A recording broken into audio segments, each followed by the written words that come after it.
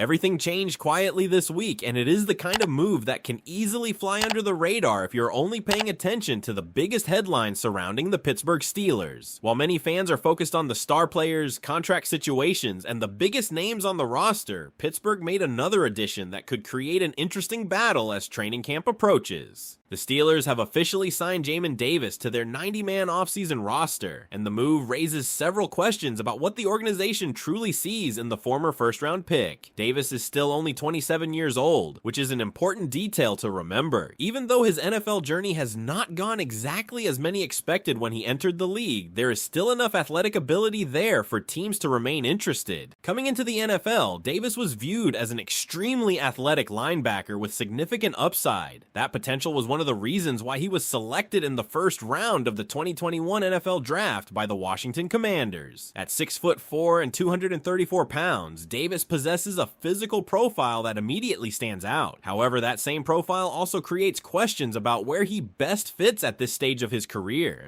The Steelers brought him in for a workout during mandatory minicamp, and apparently he performed well enough to convince the organization to offer him a spot on the offseason roster. What makes this situation particularly interesting is how Pittsburgh appears to be evaluating him. During his workout and early involvement with the team, Davis practiced with the edge rushers. That detail may provide a strong clue regarding how the Steelers view his future role if he can continue impressing coaches throughout the remainder of the offseason and into training camp. The challenge for Davis is that his NFL career has already included multiple position adjustments. During his time in Washington, he spent most of his snaps as an off-ball linebacker. There were moments when he showed encouraging traits, particularly as a run defender. He demonstrated physical tools that made evaluators believe he could eventually develop into a complete linebacker. However, one area that consistently limited his development was pass coverage. When the coaching staff changed in Washington and Dan Quinn arrived, the organization attempted to move Davis into a different role as an edge defender. The idea was understandable. His athleticism was intriguing, and coaches hoped that a position change could unlock another dimension of his game. Unfortunately, the transition never fully worked out the way everyone hoped. After his time in Washington came to an end, Davis continued searching for an opportunity. He spent time with Minnesota and later with the Las Vegas Raiders. During those stops, much of his work came closer to the defensive line than at traditional linebacker. His experience became increasingly tied to pass rushing responsibilities